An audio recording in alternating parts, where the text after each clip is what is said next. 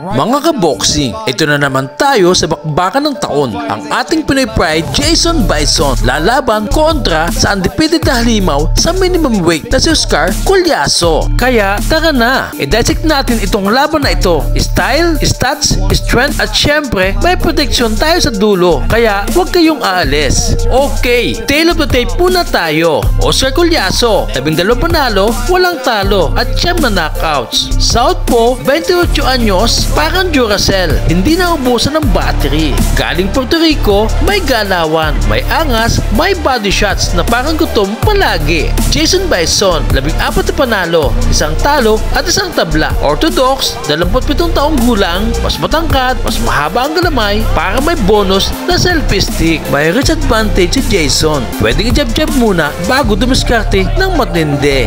Sa estilo naman, si Collazo parang ninja na laseng. Unpredictable pero deadly. Mahilig mag-isa sa katawan. Sa body shots pa lang, ramdam mo na. Isang palo niya, parang tinamaan ka ng monthly bills. Si Jason naman ay composed na may disiplina, may suntok. Pero teka, hindi pa siya lumalaban sa 100 pounds sa loob ng 7 taon. Aba, para tayong biglang magda-diet sa Lunes. Baka mag-cramps pa, baka mag-cramps bago matapos ang round 6 kung hindi okay ang weight cut. Experience-wise, lamang si Collazo. May mga title defense na to. Sanay sa pressure, sanay sa spotlight. Si Jason Bison, first time sa ganitong stage. Parang first date sa jowa ng ex mo. Kabado pero exciting.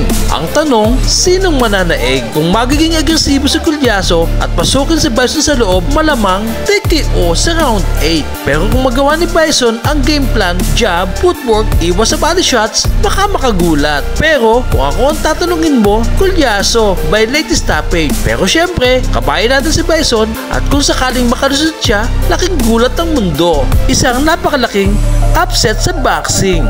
Anong sa inyo mga idol? Team Collazo ba kayo? O lalaban tayo para kay Bison? I-type nyo ang inyong comments. Huwag kalimutang i-like ang video, mag-subscribe na rin para updated kayo sa bawat suntok ng boxing world.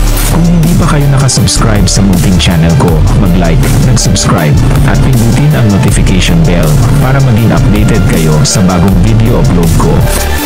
God bless.